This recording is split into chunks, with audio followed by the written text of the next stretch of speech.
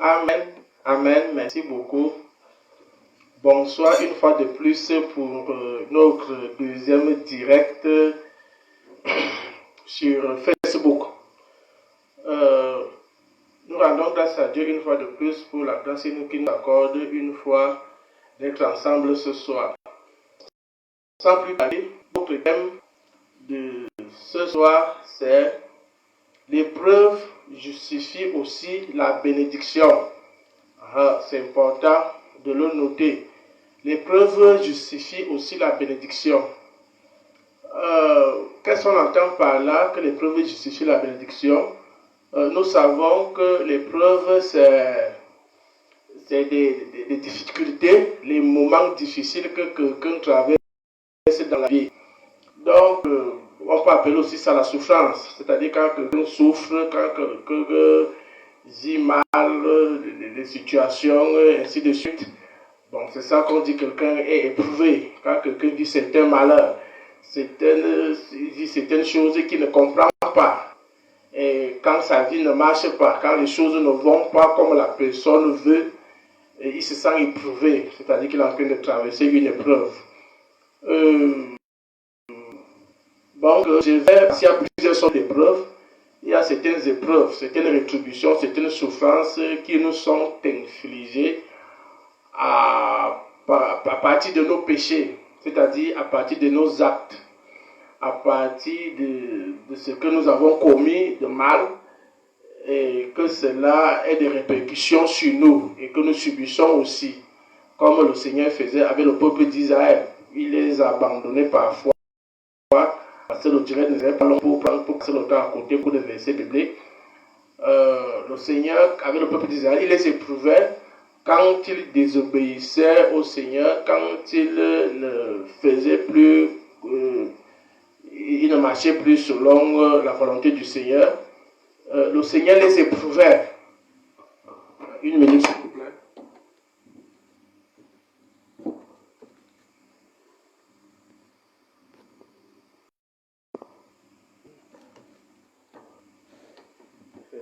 Amen, merci beaucoup. Le Seigneur les éprouvait. Voilà pourquoi parfois dans cette épreuve-là, il pouvait les abandonner et il pouvait les laisser entre les mains des ennemis. Amen. Parce qu'il y a quelque chose aussi pour comprendre, on va un peu pencher de l'autre côté, d'où le Seigneur veut la repentance, parce que l'autre épreuve nécessite la repentance, parce que c'est deux sont épreuves. Je vais d'abord faire quelques choses là-bas, parce que bon, c'est pas là-bas que se trouve notre message. Donc, il y a certaines épreuves, par exemple, quelqu'un qui a volé et à partir du vol, il se retrouve en prison. Donc, l'épreuve qu'il va aller subir là-bas, c'est l'épreuve, c'est-à-dire il est en train d'assumer ces actes qu'il a posés. Voilà pourquoi la Bible dit que personne ne doit souffrir au milieu de nous comme étant coupable. C'est-à-dire, si c'est qu'il y a eu un cas de viol, et d'où, en tant que serviteur de Dieu, je suis accusé, il faut que je meure pour de bonnes causes. C'est-à-dire, comme je connais la parole, il ne faut pas que ça soit prouvé devant Dieu que j'ai sincèrement commis ce viol. Pourquoi? Parce que je connais la parole. C'est-à-dire que si c'est que je l'ai commise, quand je vais souffrir, c'est que je suis en train de recevoir une récompense. Mais si ce n'est pas ce que je n'ai pas commis, je n'ai pas commis ce viol, c'est que c'est le sang de Jésus. C'est Jésus qui est en train de payer cette souffrance. C'est-à-dire c'est lui qui est en train de payer. Parce que je meurs à cause de la vérité. Voilà pourquoi il y a des épreuves d'où nous sommes responsables. Il y a aussi dans la vie, il y a des gens qui souffrent aujourd'hui amèrement. Il y a des gens qui souffrent amèrement aujourd'hui, comme on dit dans le monde, qui sont en train de gérer le retour de leurs actes. Par exemple, tu t'es engagé dans une polygamie. D'ailleurs, que la Bible condamne dans le Nouveau Testament un chrétien. Après, tu commences à vivre la pression des femmes, des enfants et tout, la jalousie, tout ce qu'on connaît là-bas dedans. Après, tu commences à te plaindre de gauche à droite, la maison devient insupportable, tu veux fuir la maison. C'est ton jour, c'est-à-dire que c'est ton épreuve à toi, tu es en train de subir les conséquences. Et maintenant, cette épreuve-là, son remède, c'est la repentance. Donc, tu ne peux pas, tu dois te repentir. Donc tu ne peux pas, on ne peut pas prier pour toi. Bon, les gens peuvent, mais ça n'aurait pas de suite favorable. Donc, les gens vont vouloir prier, rien. Donc, là-bas, ça ne nécessite pas la prière, ça nécite la repentance. C'est comme si tu détiens quelque chose, un matériel de vol chez toi et que cela est en train de t'apporter une certaine malédiction. C'est comme le péché. C'est-à-dire, quand tu portes le péché en toi, tant que tu ne te répands pas de ce péché, le mal là sera toujours en toi parce que le mal marche avec le péché. C'est la vie de Satan là-bas. Donc, c'est très clair. Donc, il y a des épreuves que nous traversons aujourd'hui. Donc, nous sommes nous-mêmes la cause. Amen. Donc, nous sommes nous-mêmes la cause. On a vu beaucoup de gens qui ont été éprouvés. Comme je vais seulement donner le verset que, par exemple, dans le livre de Samuel 2, verset 17, on a vu les fils d'Élie, le sacrificateur, qui ont été éprouvés. Et comme ils n'ont pas pu se repentir par le remède de l'épreuve d'où tu es, où tu es responsable, comme la Bible dit que le salaire du péché, c'est la mort. Amen. Le salaire du péché, c'est la mort. Voilà pourquoi il a fallu un sauveur pour nous délivrer de là, parce que si tu ne te répands pas, c'est dangereux pour toi. On a vu les fils du sacrificateur Élie qui promettaient des abominations à l'entrée de l'église. Et ils sont Dieu les châtiait jusqu'à ce qu'il a choisi le jeune prophète Samuel, alors que c'était les enfants d'Élie qui étaient sacrificateurs. Ils ont fait des choses qui n'étaient pas agréables aux yeux de Dieu, et le Seigneur les a réprimandés, c'est-à-dire il les a frappés. Ils sont morts parce que l'épreuve là, il n'y avait pas de délivrance pour ça, en dehors de la repentance qui était l'unique solution. Par exemple, quand le Seigneur marchait avec les enfants d'Israël dans le désert, quand ils perdaient, même quand ils étaient à Canaan, quand ils perdaient les combats à Jérusalem, Juda et ainsi de suite, quand ils perdaient le combat, quand le Seigneur les abandonnait, c'était à cause du péché. Voilà pourquoi tu vas lire le livre d'Ésaïe, Jérémie, tous ces livres-là parlaient du péché d'Israël. Et maintenant, quand le peuple se repentait, quand ils revenaient de leur mauvaise voie, le Seigneur revenait avec eux. Dans l'autre là, c'est quelque chose qui te faut seulement la repentance. Donc tu ne peux pas garder un mal en toi ou dire une position désir, croyant que la solution viendra. Tu vas faire des sacrifices dans les églises, tu vas aller s'aimer dans les vies des hommes de Dieu, payer, faire quoi que ce soit, faire les veillées de nuit, faire des jeûnes à sec, monter, descendre. On va prier pour toi, tu vas voir qu'il n'y aurait pas de remède, il n'y aurait pas de solution. Tu vas prouver que tes hommes de Dieu sont fausses, que sont fausses, Dieu n'existe même pas, tu vas blasphémer et tout. Tu vas faire tout ce que tu vas vouloir faire là-bas, ça n'aurait pas de remède. Parce que les enfants d'Israël, même ils priaient, gênaient. Mais ce n'était pas là le problème, il fallait la repentance. Voilà pourquoi je mets un peu d'accent dessus. Bon, après aussi l'épreuve qu'on a vu dans le livre de Jacques, qu'après être éprouvé, tu reçois la couronne de gloire, que ce soit, même si tu as péché, et que tu es en train de subir une épreuve, si tu te répands, tu vas recevoir une bénédiction de Dieu. Le Seigneur va t'honorer parce qu'il va te redonner ta paix, et ainsi de suite. Tu vas retrouver ta paix, tu vas retrouver ta communion, tu vas retrouver ta consécration, tu vas retrouver tes bénédictions, tes grâces. Donc, c'est aussi dans toutes les épreuves procure la consolation à la fin. Que ce soit ton épreuve, que toi-même tu as été responsable à cause d'un péché quelconque et d'où tu t'es repenti, tu vas aussi vivre la gloire, que ce soit notre deuxième épreuve que nous allons aborder tout à l'heure. Donc, on a donc compris et le message aussi passe directement pour nous amener constamment à nous examiner face à certaines situations. Parce qu'il y a des situations que nous pouvons vivre aujourd'hui, que nous allons tenir les uns et les autres coupables de ce que nous vivons, alors que peut-être que c'est nous-mêmes le problème, peut-être que cette chose est en nous et que nous ne voyons pas et que nous devons renoncer à ça. Peut-être que tu es dans une relation que le Seigneur ne veut pas, ou bien dans une maison qui ne veut pas, ou bien dans une secte qui ne veut pas, ou bien dans un clan qui ne veut pas, dans une affaire que lui il ne veut pas, ou bien tu as pris une voix qui ne l'honore pas et que tu espères des choses de lui en tant que son enfant.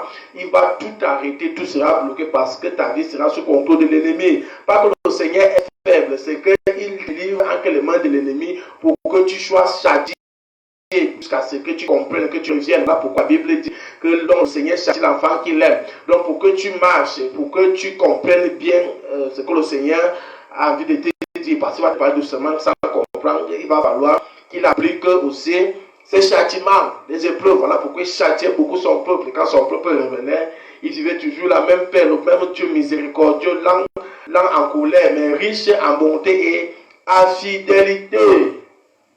Amen. Donc, c'est important de comprendre. Donc, nous allons maintenant entrer dans le vif du message, parce que nous ne serons pas lents. Parce qu'on a vu dans le premier cas des épreuves, on a vu Ananias et Saphira qui ont été éprouvés, après ils ne sont pas repentis. Le premier est mort, le deuxième vient, on lui dit que oh, si tu fais comme l'autre, tu ne te répands pas. Il est parti alors que s'il se répandait avant, il ne serait pas mort. On a aussi vu Nadab, Abihu, les fils d'Aaron, qui ont apporté le feu étranger. Ils ne sont pas repentis, ils ont été frappés de mort. Donc il y a des erreurs qui payent cash, donc c'est-à-dire que les preuves dont tu es responsable, tu ne t'arrêtes pas, tu vas mourir sur une malédiction. C'est-à-dire que quand tu pêches, c'est que tu ouvres une porte aux malédictions. Et si tu ne reviens pas de fautes, si tu ne reviens pas, si tu ne changes pas de chemin, tu vas aller tomber et mourir. Il n'y a plus de remède parce qu'on ne soigne pas le péché. On ne guérit pas le péché, on n'arrête pas le péché. Le péché s'arrête par la repentance, en suivant Jésus. Donc tu te répands, tu arrêtes et maintenant tu trouves grâce aux yeux de Dieu. Mais tant que tu ne te répands pas pour arrêter, tu vas aller jusqu'à la mort. Voilà pourquoi on dit que le salaire du péché, c'est la mort. Le péché conduit à la mort. Il la convoitise, que la convoitise engendre le péché. Et le péché engendre la mort. Et c'est quelque chose qui est bien clair. Donc on ne peut pas changer. Donc c'est important de savoir et s'examiner pendant les épreuves. Maintenant, il y a aussi les épreuves qui viennent de Dieu.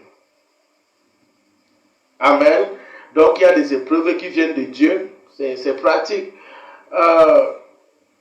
Pour qu'on comprenne facilement, il est bien vrai que j'avais eu quand même développé ce message aussi dans un jour quelque part.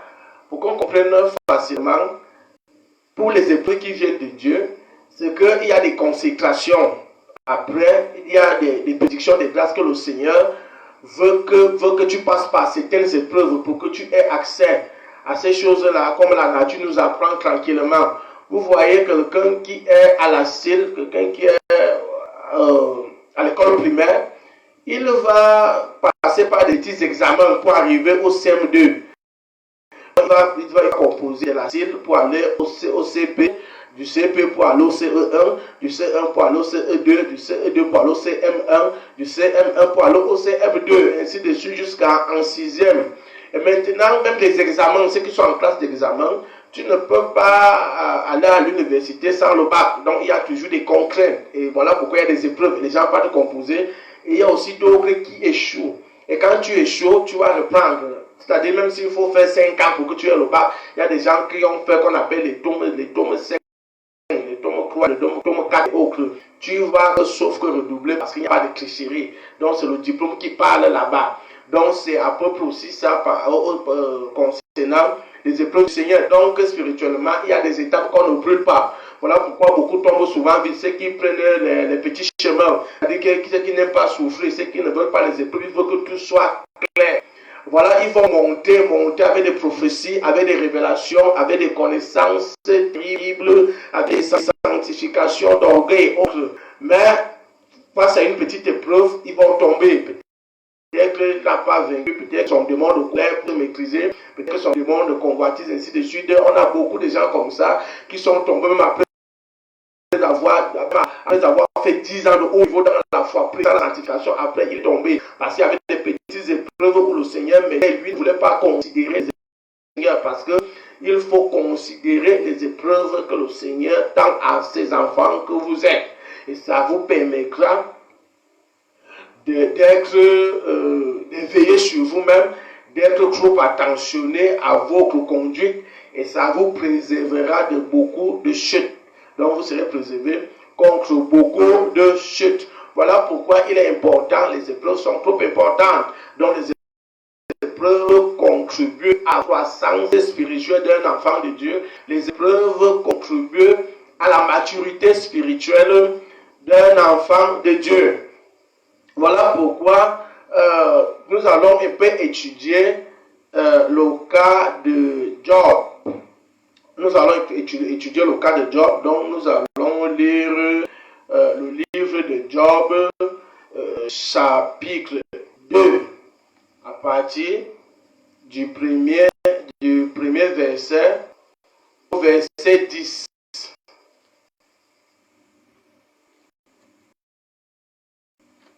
Donc nous allons lire le livre de Job chapitre 2, du premier verset au verset 10, avant de développer notre épreuve.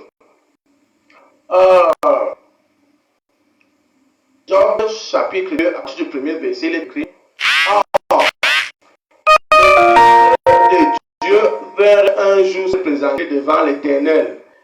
Et Satan vint aussi au milieu d'eux se présenter devant l'Éternel. L'Éternel dit à Satan: D'où viens-tu? Et Satan répondit à l'Éternel: De parcourir toute la terre et de m'y promener. L'Éternel dit à Satan: As-tu remarqué mon serviteur Job? Il n'y a personne comme lui sur la terre. C'est un homme intègre et droit, craignant Dieu. Et se détournant du mal, il demeure ferme dans son intégrité et tu m'excites à le perdre sans motif. Amen. Et Satan répondit à l'Éternel: Peau pour peau, tout ce que possède un homme le doit pour sa vie. Mais étant on touche à ses os et à sa chair, et je suis sûr qu'il te maudit en face. L'Éternel dit à Satan: Voici, je te le livre, seulement épargne sa vie.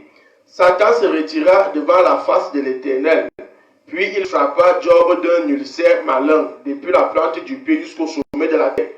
Et Job prit un tisson pour se gratter et s'assit sur la cendre. Sa femme lui dit: Tu demeures ferme dans ton intégrité, maudit Dieu et meurs. Mais Job lui répondit: Tu parles comme une femme insensée. Quoi? Nous recevons de Dieu le bien et nous ne recevons pas aussi le mal. Et que tout cela, Job ne pécha point par ses lèvres. Nous sommes en train de voir ici l'histoire de Job, pour voir la pensée de Dieu sur ses enfants et l'importance des épreuves. Et ce que l'épreuve procure à la fin. Dans le cas de Job ici, nous commençons à tirer sur le cas de Jésus même. Dans le cas de Job ici, nous voyons ici que Job était quelqu'un que Dieu connaissait. Pourquoi? Parce que Job a livré une petite bataille en secret avec Dieu et Dieu l'a éprouvé à maintes reprises. Et Dieu a vu sa force d'amour qu'il avait pour lui. Ce qui fait à ce que vous pouvez comprendre Dieu, parce qu'il y a quelque chose que nous devons comprendre. Dieu connaît tout. Ils sont des cœurs errants, mais Satan ne connaît pas tout. Il ne sont pas des cœurs errants. Il n'est pas omniscient, il n'est pas omnipotent, il n'est pas omniprésent. C'est Dieu seul qui est comme ça. Il y a des choses que Dieu, il y a des défis que Dieu posait à Satan. Et Satan, quant à sa petite dimension de voir les choses avec son nez de méchanceté, il va vouloir s'opposer, mais fin de fin, c'est Dieu qui aura raison.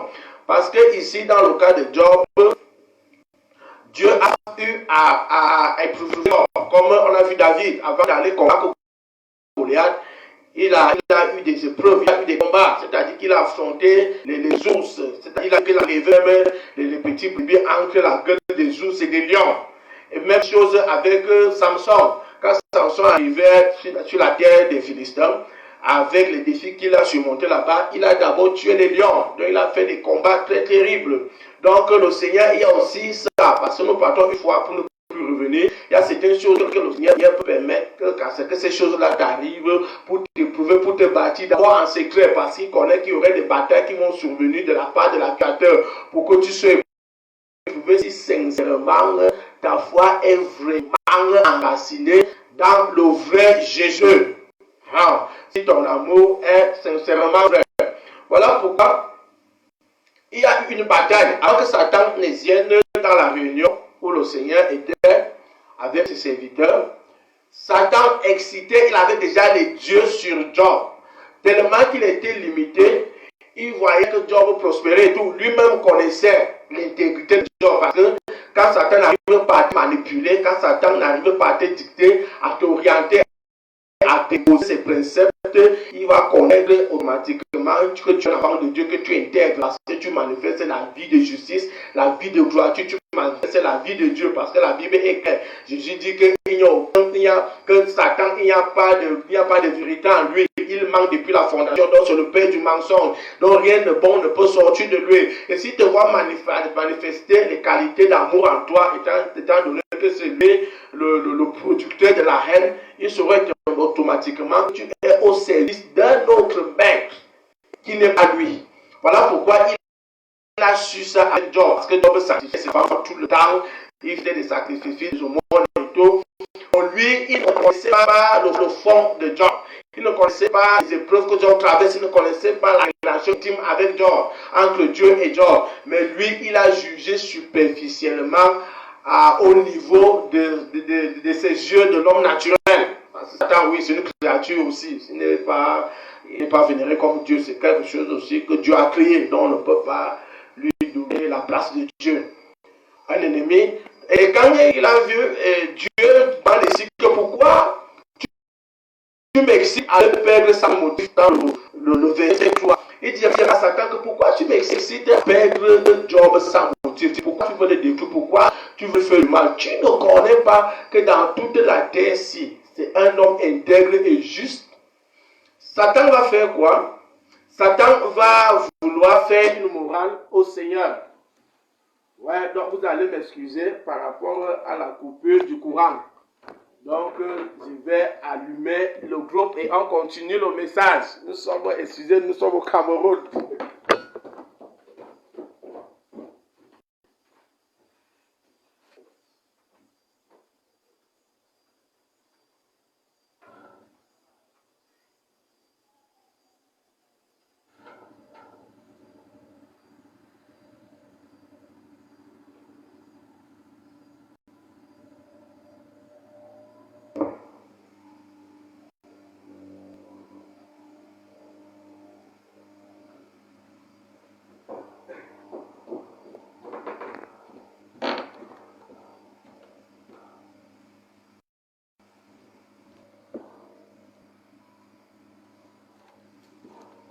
Ok, merci beaucoup. Nous continuons le message. Nous avons allumé le générateur, notre petit générateur. Donc, nous continuons le message.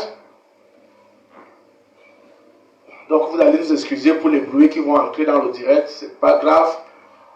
Et là, nous voyons une fois de plus ici, Satan qui va vouloir inciter Dieu à détruire Job. Et maintenant, Dieu va miser sur Job. Pourquoi? Parce que Dieu a eu des expériences avec Job que Satan ne connaissait pas. Il a vu l'intégrité de Job. Il peut maintenant compter sur Job. Parce qu'il y a des enfants de Dieu, des chrétiens qui ne peuvent pas compter sur eux parce qu'ils sont trop faibles face aux petites épreuves. Tu vois un frère en Christ zélé, une sœur zélée, j'aime le Seigneur monter, descendre pendant des moments de joie. Après, quand une situation arrive, le frère perd la paix, la sœur perd la paix, elle va murmurer plus que les païens, elle va se plaindre, blasphémer. Parfois, on ne gêne même plus, ne vient plus à l'église, elle ne médite plus tôt. Son problème devient son idole, son problème devient au centre de sa vie et il met Jésus de côté. Après, quand Jésus bénit, après, il revient encore avec la fausse joie et Jésus voit que cette personne n'est pas encore mature. Donc, il y a encore des épreuves dont cette personne doit traverser. Parce que cette personne n'est pas encore bâtie et l'accusateur de frères aurait toujours raison sur lui. C'est-à-dire, Satan peut maintenant voir ce sollicité pas vrai. Donc, il y a un mystère ici que le Seigneur va développer avec Job. Il va vouloir connaître l'amour véritable ton amour véritable envers lui. Est-ce que tu l'aimes? Quel est le motif pour lequel tu aimes le Seigneur? Est-ce que tu l'aimes parce que tu t'es marié, parce qu'il t'a donné une femme, ou bien il t'a donné un mari, ou bien parce qu'il t'a donné des enfants, ou bien parce qu'il t'a donné un travail, ou bien parce qu'il t'a donné la maison, les voitures, l'argent, ou bien la santé et tout ça, ou bien parce qu'il t'a guéri d'une maladie quelconque, ou bien toi tu l'aimes même parce que tu prétends aussi, tu comprends certaines choses et que tu t'attends que c'est lui qui va te donner ça. Quelles sont tes motivations? Parce que c'était là le problème. Et maintenant, comme Satan accuse le Seigneur à tout moment par rapport à nous, et le Seigneur maintenant, il voulait démontrer à Satan quelque chose venant de toi avant de chuter, de rebondir sur le cas de Job. Il voulait montrer quelque chose à Satan. Voilà pourquoi le Seigneur, comme pour que le Seigneur ne soit accusé par Satan, que le Seigneur nous flatte. Donc le Seigneur, c'est Satan le séducteur, c'est lui qui va séduire les âmes sur la terre avec la convoitise, la séduction, les choses de la terre, l'argent et autres, le sexe. Il va séduire les hommes avec le bien matériel, ils vont tomber. Mais le Seigneur, lui, ne séduit pas parce qu'il a tout et tout le monde connaît qu'il est bon, il est Dieu. Maintenant, ce que le Seigneur veut faire, c'est quoi? C'est qu'il veut que ton amour soit vrai et profond, que ton amour ne dépende pas des circonstances, que quand tu as l'argent, tu es content, quand il y a la nourriture à la maison, tu es content, quand il y a les moyens, tu es content. Mais quand les choses commencent à aller mal, ou bien ces épreuves surgissent, peut-être même venant du Seigneur pour t'amener dans une autre dimension, ou bien pour t'amener à comprendre certaines choses que tu n'arrives pas à comprendre, qui l'empêche d'avancer avec toi dans certaines dimensions. Quand cette épreuve va venir, tu perds la paix, après tu échoues. Et beaucoup sont bloqués, beaucoup qui n'ont pas accès à certains degrés de connaissance, à certains degrés d'autorité spirituelle, à certains degrés de bénédiction, à certains degrés même de compréhension à cause de l'immaturité. Pourquoi? Parce qu'ils échouent toujours sur la même épreuve. Combien de gens échouent toujours sur la même épreuve? C'est-à-dire qu'il y a des épreuves auxquelles que tu as déjà fait face de 5 fois et tu échoues toujours. Le Seigneur remet la même épreuve, tu échoues toujours. Et maintenant ici, ça ne serait pas le cas de Job. Pourquoi? Parce que le Seigneur a éprouvé Job. Il dit que l'amour entre lui et Job ne dépend pas de ce que Job possède, ne dépend pas de sa bénédiction. C'est que Job est le Seigneur, il craint sincèrement de l'amour qui vient de son cœur. Voilà pourquoi même sa femme n'a pas pu l'arrêter. La femme l'a voulu l'inciter à maudire Dieu. Job a refusé de demeurer intègre. Il a dit que je ne peux pas maudire Dieu. Tu parles comme une femme. Qu'est-ce que tu me demandes de faire? Dieu nous aime. C'est un Dieu qui a des plans de cœur. Donc ce que Dieu fait est bon. Et si c'est Dieu nous châtie, il a un but de terre parce que son cœur est bon. Donc Dieu ne pas comme tu penses là. Il nous a fait du bien. Donc on ne peut pas le maudire. Sa femme n'a rien compris. Voilà pourquoi donc Job maintenant on va proposer une idée au Seigneur. Il dit que bon, on va proposer au Seigneur que est-ce que le zèle que Job a là, est-ce que le zèle là ne dépend pas de ce qu'il a comme avoir?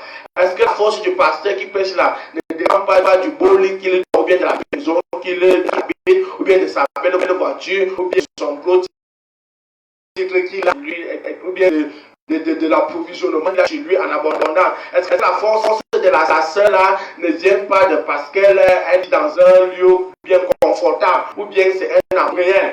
Voilà les points que le Seigneur veut démontrer à Satan. Donc il doit d'abord t'éprouver pour t'accomplir, pour qu'il démontre à Satan, pour que celle-ci ou bien ce frère, même sincèrement, dont la relation entre lui et moi ne dépend pas de ce que je lui donne. Sa relation dépend de l'amour qu'il porte pour moi dans son cœur. Et ce que Job a fait ici, voilà pourquoi le Seigneur va donner accès au diable de toucher au bien de Job, à la santé même de Job, parce qu'il dit ce que quelqu'un a, il peut lui donner pour sa vie. Donc c'est quoi? Même si c'est quoi, Job peut pécher pour sauver sa vie, parce qu'il va mettre la vie de Job en péril. Il va dire que je ne touche pas à son âme, c'est-à-dire que je ne te permets pas d'abréger ses jours sur terre. C'est-à-dire que tu peux le châtier comme tu veux. Et Dieu a compté sur Job. Il y a aussi des vrais enfants aujourd'hui que Dieu compte sur eux. Il dit aux gens que même si c'est la guerre qui est là, ceux-ci ne vont pas me régner. Tandis que d'autres vont régner au Seigneur quand ils vont entrer vu de quelqu'un. Quand la famille, il y a d'autres enfants que le Seigneur que l'enfant que tu vois loin là-bas aux États-Unis, à Londres, n'importe où, si tu l'envoies même au champ faire un mois là-bas, ou bien à faire une semaine de campagne, dormant sur les lits en bambou, à terre, et tout est capable de supporter le cycle là pour ma gloire. Parce que mon relation ne dépend pas de ce qu'il a ou bien de sa position stratégique quand on monde ou bien quand à l'église comme leader ou bien comme au cadre de travail ou bien de ce n'est pas là-bas. Toutes ces choses-là ne valent rien devant moi. Devant moi, c'est moi qui ai sa priorité. Donc cette personne est prête à souffrir, moi, il n'y a pas de Dieu pour le ciel. Je connais comme ça, mais d'autres qui ne peuvent pas vivre ça. Donc seulement connaissent Dieu, ils bénissent Dieu dans des bons moments. Mais quand les temps difficiles surgissent, ils oublient complètement le Seigneur, ils ne peuvent plus le glorifier. Comme Dieu, il perd la paix, il tombe. Et maintenant, ici, dans l'épreuve que le Seigneur va mettre ici sur toi, il y a des épreuves, le Seigneur lui va t'appeler, et qui va te faire grandir spirituellement, il va te bénir, il va t'amener dans une autre dimension de compréhension, de consécration. Peut-être qu'il va te donner certaines responsabilités, même dans le monde. il y a des épreuves. Même quand Paul parle à Timothée et à Tite au niveau des diacres et des anciens, il dit qu'on les éprouve d'abord, c'est-à-dire qu'avant que tu sois diacre ou bien diacre à l'église, diaconaise ou quoi que ce soit là-bas, on va d'abord t'éprouver pendant un temps. Il y aura des temps difficiles que tu vas passer où tout le monde va t'humilier, on va te manœuvrer comme un enfant, on va t'envoyer, va faire ceci, faire cela pour cultiver ton attitude, pour pouvoir, parce qu'ils vont te prouver. Il y a des raisons aussi que le Seigneur mandate pour nous persécuter, pour voir la réalité, quelqu'un va venir te persécuter, pour voir ton attitude, ton comportement, comment tu manifestes quand tu subis une persécution ou une injustice. Et toutes ces choses-là, c'est des éléments que le Seigneur, lui, il rassemble pour t'élever demain. Mais comme tu ne comprends pas, tu vas tomber et l'accusateur de feu aura le dessus sur toi. Et ça ne va pas permettre au Seigneur de te donner certaines responsabilités parce que tu venais de le régner. Et s'il te donne ces responsabilités, Satan va voir comme si le Seigneur était corrompre, parce qu'il va voir si le Seigneur te flatte, il te séduit, mais ce n'était pas avec le cas avec Job. Donc le Seigneur n'a pas flatté Job, lui il a plutôt compté sur Job, il a plutôt posé un défi à Satan concernant Job, que Satan, que si tu éprouves Job, Job ne peut pas régner la foi. Et Job a été intègre, il n'a pas régné la foi. Et si tu vois maintenant dans le dernier chapitre de Job, dans le livre de Job, je ne sais pas, 42, Job 42 à la fin, la Bible dit que pendant les dernières années, Job a reçu de l'Éternel plus de bénédictions qu'il en avait reçu dans les premières, reçu dans les premières années. La Bible dit que Job, dans ces dernières années, il a reçu plus que ce qu'il a reçu dans les premières années. Pourquoi?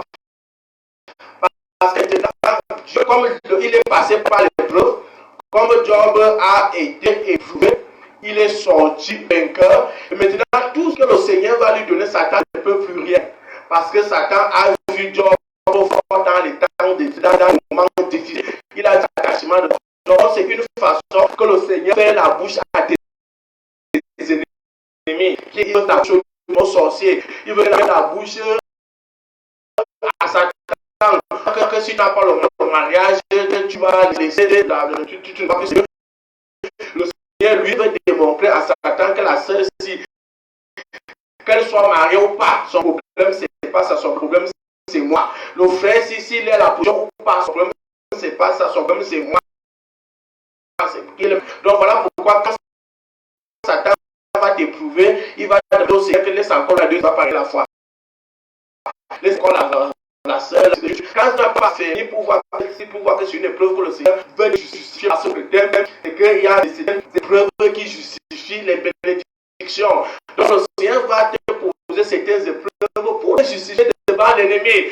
Pour démontrer à l'ennemi que si j'ai béni cet enfant, je lui remplis d'onction, je lui remplis de sagesse, de connaissance, de grâce, et que je lui donne la sainteté en abondance, ou bien les capacités de bien gérer sa vie de sanctification, de mettre en pratique mes principes, mes recommandations, de veiller sur son âme, d'être intelligent, de connaître le péché, de combattre le péché, c'est toutes ces capacités-là. Parce que c'est une personne qui a un amour vrai, qui est par des épreuves, beaucoup d'épreuves. Comme la Bible dit que le Seigneur est bien qui est à l'obéissance, par des épreuves qu'il a traversées, par beaucoup d'épreuves dans le livre des Hébreux. Donc il y a aussi des conditions comme ça et des cas comme ça que le Seigneur va vouloir mettre. Mais maintenant, quand tu tombes et que tu n'es pas fait, que tu es toujours faible, tu vas demeurer au lait. Voilà pourquoi il y a des gens qui ont 1 an dans la voie, qui sont maintenant plus élevés que le Seigneur utilise plus que toi, tu as 10 ans. Parce que tu manques une grosse voix devant les gens, mais intérieurement, tu as encore beaucoup de tests que tu ne veux pas annoncer, que tu ne veux pas travailler. Malgré les multitudes d'épreuves que le Seigneur met devant toi pour t'aider, parce que la maturité vient avec des épreuves. Là pourquoi le Seigneur, la Bible dit dans le livre de Hébreux, dans le livre de Hébreux, je crois, chapitre 12, à partir du verset 2, on parle de Jésus qui peut maintenant, dans le livre de Hébreux 2, verset 18.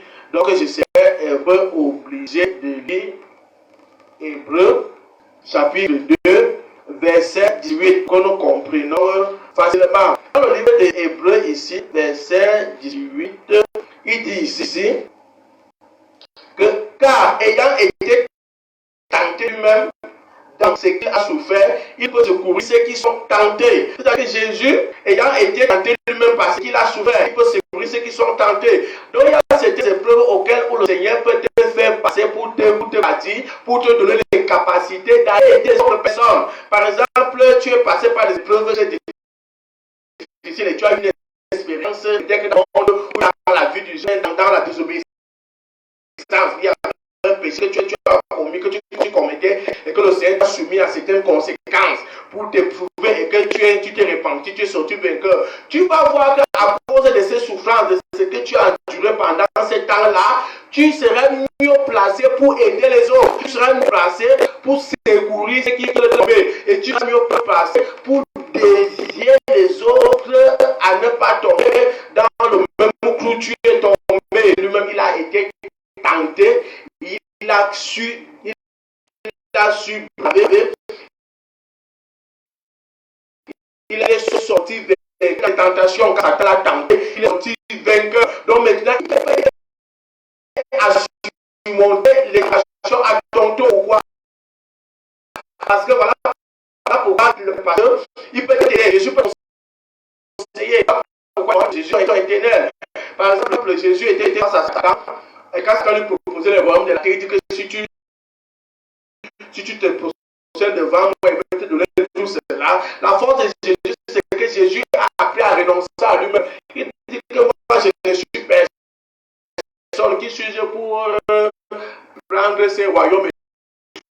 Donc, je ne peux pas me posséder devant toi. Maintenant, il peut aussi te dire à toi que mon fils, il peut te conseiller que si tu veux vaincre le monde, tu vas renoncer à toi. À part du renoncement, tu verras que l'ennemi n'aurait pas plus de pouvoir sur toi. Il n'aurait pas, il t'arrêter. Il va pas dire que venez après moi, il renonce à c'est ça, c'est ça. C'est ce que lui-même il a. Donc, à cause de cette épreuve, tu seras mature. Donc, il n'y a pas de maturité sans épreuve. Donc, tu ne peux pas te policier que tu es un mature, quelqu'un qui est mature spirituellement sans épreuve. Donc, il faut tous les hommes matures, Paul est passé par beaucoup d'épreuves avant d'aller se reposer à Rome. Et maintenant, il pouvait écrire aux églises, il pouvait donner des expériences. C'est-à-dire qu'à partir de Rome, par rapport aux épreuves qu'il a traversées, quand on lui apportait une situation qu'une église en train de vivre, il n'a pas besoin d'aller là.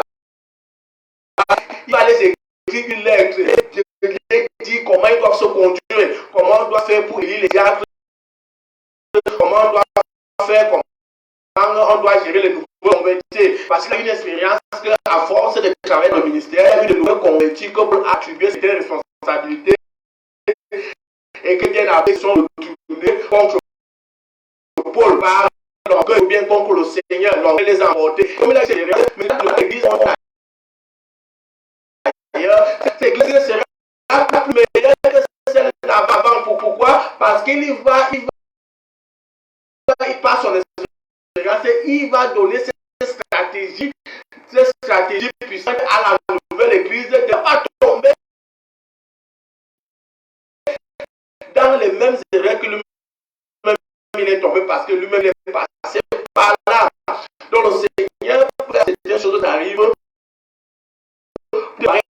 à aider les autres dans l'avenir. Les expériences que nous vivons aujourd'hui et qui nous épargnent de ça, que ce soit à l'église, que ce soit dans la relation avec le Seigneur Jésus. Voilà pourquoi le Seigneur maintenant, face à certaines épreuves, il veut démontrer à Satan que ton amour ne dépend pas de ce qu'il te donne.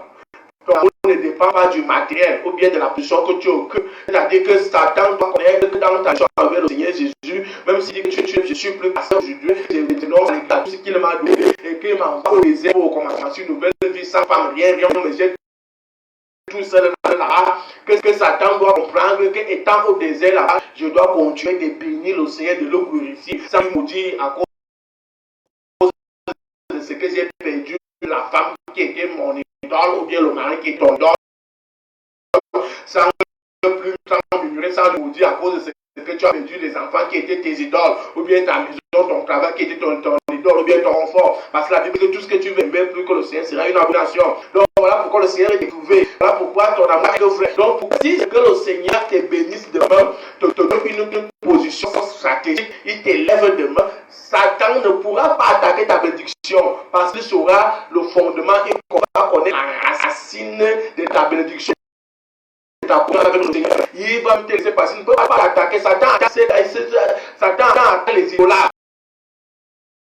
C'est-à-dire que quand tu fais quelque chose à cœur, il va attaquer la chose là.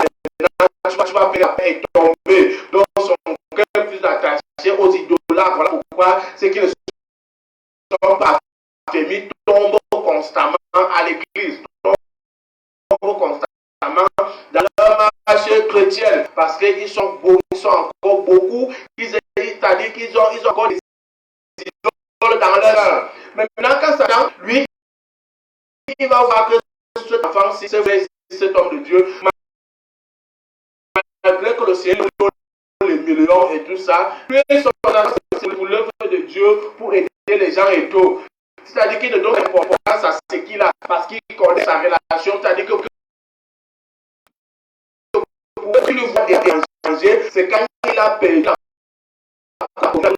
le Seigneur qui va aller, il va l'ouvrir pour pas en paix. Son problème, c'est pas qu'il a perdu l'argent, il a perdu la femme qui n'a pas pris quelque chose. Quelle qu'en soit la situation qui peut arriver à la maison, peu importe, tout cela ne réduit rien. Son problème, c'est qu'il préserve sa communion avec Dieu qui ne doit pas la perdre.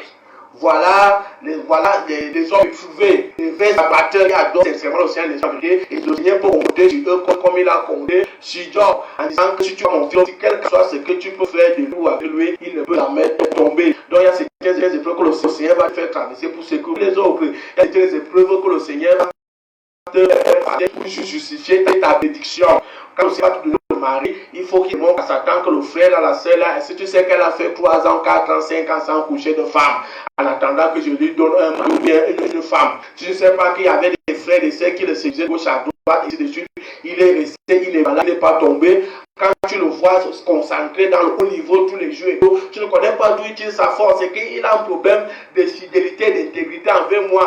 Et ce qui fait en sorte que ma faveur va toujours l'accompagner parce que face à moi, il est très humble. Mais l'autre là, lui, comme tu le vois là, il est content et tout. Quand lui disent même que il y a le noir à la maison, les enfants sont en train de pleurer, il va quitter les deux pour d'abord régler ça. Il ne comprenait pas qu'on donne à moi les enfants, que les enfants m'appartiennent et que c'est moi qui ai le droit de vie et de mourir les enfants, que c'est moi qui peux les protéger, les garder, que même si les parents meurent, qu'il y a eu des orphelins aujourd'hui, qu'il y a des bébés, que leurs mères sont mortes à l'accouchement et ces enfants vivent aujourd'hui, sont des hommes dans la société, parce que c'est le Seigneur qui protège. Donc il y a beaucoup de gens qui sont comme ça, des idoles remplies dans le cœur, et le Seigneur ne peut pas les donner certaines responsabilités ni certaines bénédictions. Et si vont vouloir s'en accaparer par les relations qu'on les donne dans les églises, et puis ils vont tomber. Alors on va donner une responsabilité là que de diriger, et après ils ne s'en sortent pas. Par exemple, même on va te donner un département d'aller diriger soit la chorale,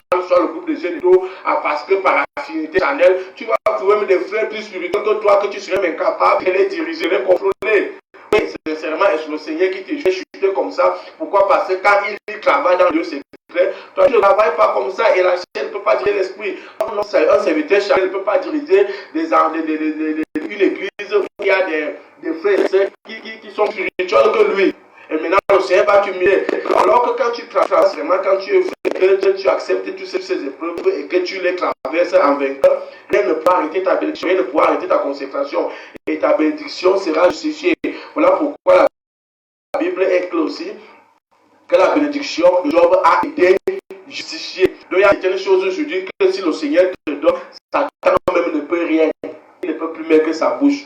Parce qu'il a vu que entre toi et Dieu, votre relation est vraie. Parce que votre relation ne dépend pas de ce que tu as. Il est conscient que si le Seigneur t'enlève la maison, que la maison qu'il t'a donnée, tu vas toujours servir le Seigneur.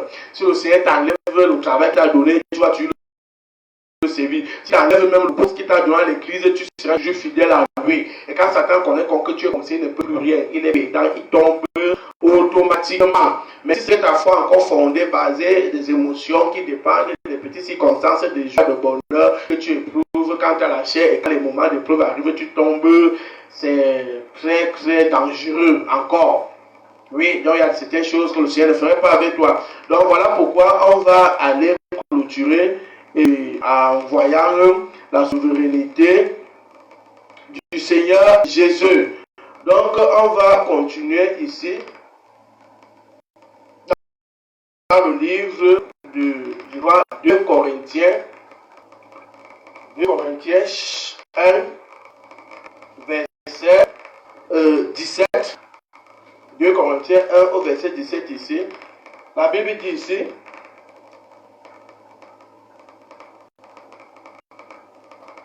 verset 7 je crois.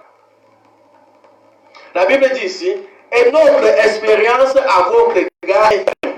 Parce que nous savons que si vous n'avez pas aux souffrances, vous n'avez pas aussi à la consolation. Et notre expérience à votre égard est ferme. Parce que si vous n'avez pas aux souffrances, vous n'aurez aussi pas la consolation. C'est ce qu'il dit. Que celui qui supporte patiemment la tentation, après avoir été éprouvé, il recevra la bonne de gloire.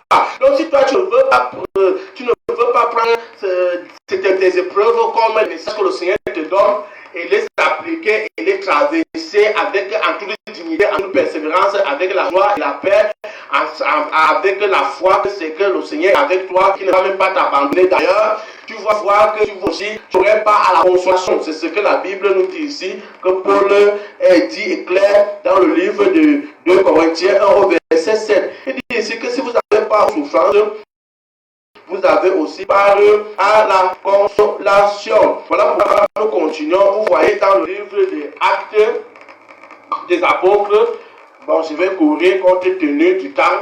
Nous sommes maintenant sur le Seigneur Jésus. Parce que les gens, ils voient Jésus élevé, Jésus vénéré, croyant que c'était facile pour Jésus. Parce que tu ne peux pas brûler les étapes, tu ne peux pas t'en emparer comme ça.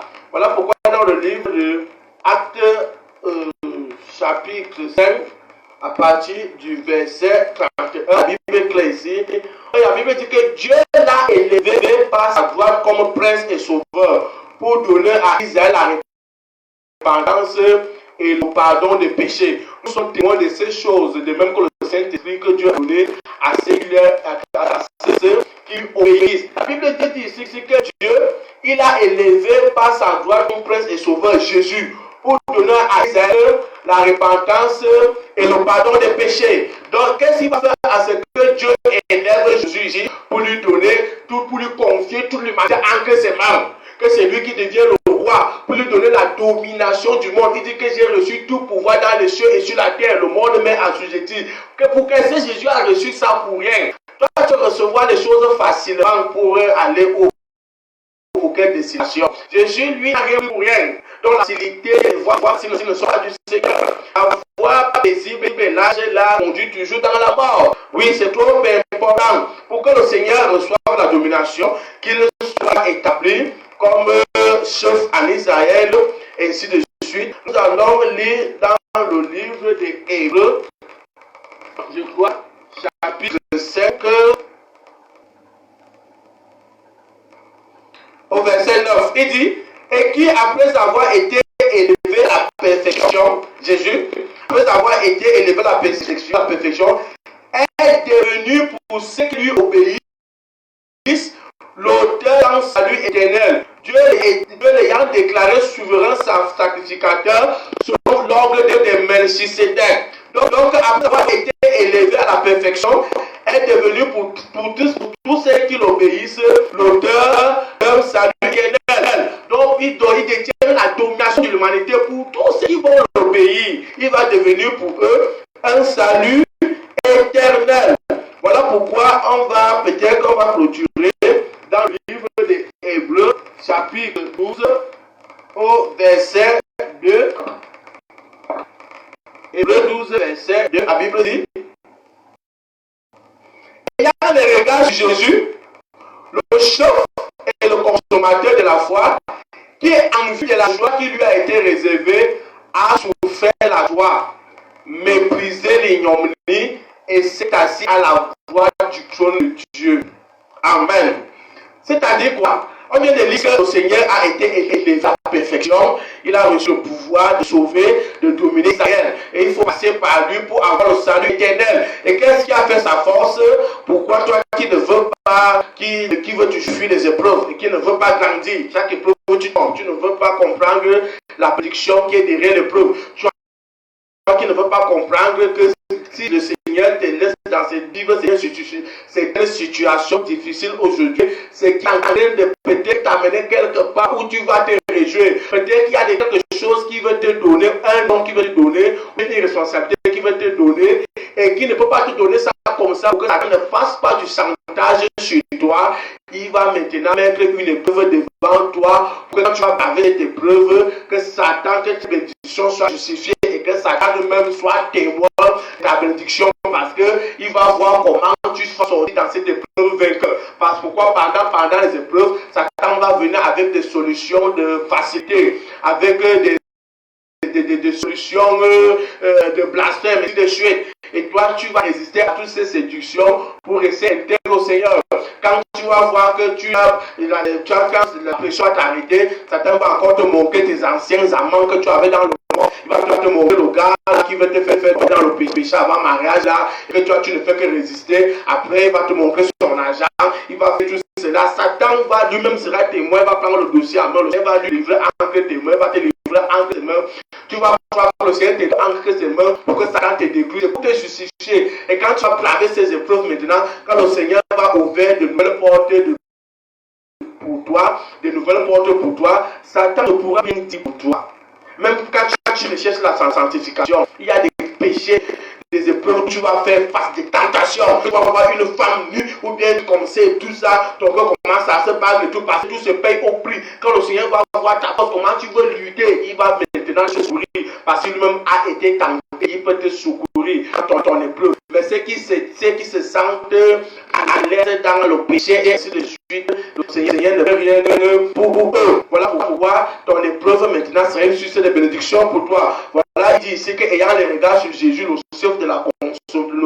le consommateur de la foi, en vue de la joie qui lui a été réservée. C'est-à-dire que la façon que Jésus voyait la joie qui lui était réservée devant, la façon que je connais que le Seigneur même et qu'il a des choses plus extraordinaires pour moi et qui me réserve jusqu'à l'éternité. C'est-à-dire que quelles qu'en soient les trucs qui peuvent m'arriver, je vais sortir vainqueur parce que je ne peux plus m'attarder sur les événements que je suis en train de vivre ou passer. Je veux plutôt, j'aurais mes regards fixés sur ce qui m'attend. Voilà pourquoi, en vue de la joie, il était réservé à souffrir la foi.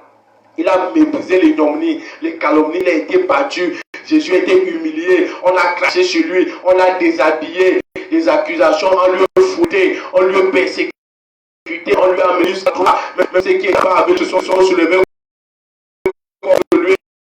Il a même eu la raison que même l'un de ses disciples, quelqu'un avec qui il a marché, il y a des gens que le Seigneur va, il va qui te persécute. Il y a de mauvaises personnes qui vont que le Seigneur va laisser ces gens viennent pourrir ta vie, pour ta dans d'autres dimensions. Donc, si tu ne vis, parce que nous, il y a des témoignages aujourd'hui, il y a des situations qui me sont arrivées moi-même personnellement. J'ai été abusé, trahi, beaucoup de choses qui me sont arrivées par beaucoup de choses, ainsi de suite. Même dans la j'ai été séduit même par la compromission, même du message et autres. Mais le Seigneur m'a gardé par la grâce de Dieu. J'ai pu me rétablir et le Seigneur m'a ouvert beaucoup de portes aujourd'hui. Il m'a restauré et je suis très content. Et je comprends pourquoi que ces gens-là ne sont pas mes ennemis. C'est juste le Seigneur les a utilisés pour m'éprouver, pour justifier la bénédiction qui me préparait peut-être aujourd'hui ou bien celle qui a pu à venir. Donc voilà pourquoi c'est important qu'aujourd'hui il a méprisé tout ce que connaissait qu'il a enduré et s'est assis à la droite du trône de Dieu. Donc si Jésus n'allait pas sortir vainqueur, il n'allait pas s'asseoir là-bas. Il faut connaître ça. Donc aujourd'hui, si on dit que qu'est-ce que tu reconnais la grandeur de Dieu, pourquoi Jésus, pourquoi dans ta vie, je veux simplement dire qu'il est mort pour moi, pour que Jésus. Tu vois, pourquoi la mort, il pas quelque chose, il a souffert, il était fidèle dans l'amour, prêt jusqu'à donner sa propre vie. C'est-à-dire que le Seigneur l'a envoyé pour une mission et il a bravé tous les obstacles dans cette mission. Il est sorti vainqueur. Il y a certaines missions qui sont devant toi, certaines épreuves que tu dois d'abord passer par là pour atteindre certains buts. Sinon, il y aurait des choses qui tombent sur ta foi, ta consécration, ta connaissance même sera limitée. Tes expériences aussi seront limitées également. Voilà pourquoi le Seigneur aujourd'hui, il peut secourir nous qui sommes faibles, nous que Jésus est devenu notre soutien, parce qu'il est demeuré fort. Il a accepté la souffrance pour garder la position de la force, pour venir nous secourir, nous les faibles, pour que nous soyons aussi forts comme lui. C'est lui qui va nous conduire jusqu'à la perfection. Donc toi aussi, ta sanctification, les épreuves, les souffrances que tu as endues aujourd'hui vont aider d'autres personnes, vont encourager d'autres personnes. Donc il y a des témoignages aujourd'hui que nous donnons pour aider d'autres personnes. Peut-être qu'il y a des témoignages que tu vas donner, comment tu as enduré, comment tu as souffert et comment le Seigneur t'a ressaisi. C'est pour consoler aussi celui qui est en train de traverser, pour le soutenir, celui qui est en train de traverser les moments difficiles, pour lui faire comprendre qu'après la pluie, il y aurait un beau temps à venir. Donc c'est important. Donc si Jésus est ce qu'il est aujourd'hui, il est généreux aujourd'hui, c'est par rapport à ce que les étapes qu'il a passées sur terre et tout le monde a confirmé. Jésus n'a pas été roi, il n'a pas été vénéré au hasard. Tout le monde l'a vu, il est venu entier, il a vécu comme toi, il a mangé comme toi, il a souffert comme toi, il est sorti vainqueur face au péché. Voilà pourquoi il connaît aussi le péché. Lui qui n'a pas de péché, il est devenu péché pour ouvrir le péché en lui-même. Quel mystère! Donc il y a que Jésus qui peut te faire passer ou que devant le péché. Donc si tu veux une consécration, une saine sanctification, il n'y a que Jésus seul. Même les épreuves, si tu sais que tu fasses les épreuves, tourne-toi vers Jésus, il va te donner la solution parce que c'est lui, il a bravé toutes tes épreuves. Il n'y a aucune souffrance qu'un homme peut souffrir, peut prendre sur terre que Jésus n'a pas souffert. L'humiliation, un roi, un prince de son royaume qui est venu sur lui ici. Toi, pour te mettre à genoux, même à l'église, pour prier avec ton blanc, et beaux habits, c'est pas facile. Mais Jésus a accepté cette position pour être élevé. Donc, il y a certaines épreuves qui vont justifier tes bénédictions devant Satan. Donc, il y a certaines épreuves qui vont justifier ta sanctification devant Satan. Oui, il y a certaines épreuves qui vont justifier la sainteté devant Satan. Il y a certaines épreuves qui vont justifier la consécration devant Satan. Il y a certaines épreuves qui vont justifier même ton mariage devant Satan, ou bien ton enfant que le Seigneur t'a donné devant Satan. Il y a des épreuves même qui vont justifier ton salut éternel. Même la repentance, c'est cette épreuve. Voilà pourquoi il y a beaucoup d'épreuves qui se repentent. Parce que la repentance, c'est un processus d'épreuve. Par exemple, si je sais de te répandre, et que quelqu'un qui vit dans le fou, dans le mensonge, dans la corruption, ou bien dans la prostitution, et que tu bénéficies de cet avantage dans cette abomination-là, le Seigneur va te conclure à renoncer à ça et par ta période de repentance, quand tu vas renoncer au péché du sexe, à l'ivognerie, au mensonge, à la cupidité, à l'escroquerie, à toutes ces choses-là, tu vas passer un temps d'épreuve, des moments difficiles. Voilà pourquoi beaucoup ne sont pas prêts à payer le prix. Quand on va tous, ils vont calculer la dépense, ils ne vont pas repentir, ils vont préférer la justice du péché et être condamnés à l'enfer à temps. Et donc, ceux qui vont comprendre, voir l'espérance et l'amour qui les attendent derrière, ils vont accepter mourir avec Jésus pour ressusciter avec lui. Donc même la repentance est une dure épreuve. Si elle n'était pas une dure épreuve, que tout le monde est repenti. Et ceux qui ne sont pas repentis parce qu'ils ne sont pas prêts à souffrir, ils ne sont pas prêts à renoncer à certains avantages, à certains gains tordiques. Voilà pourquoi c'est important. Donc il y a certaines épreuves qui vont justifier ta bénédiction. Donc c'est-à-dire la repentance est une épreuve qui justifie ta bénédiction du salut éternel pour la vie éternelle.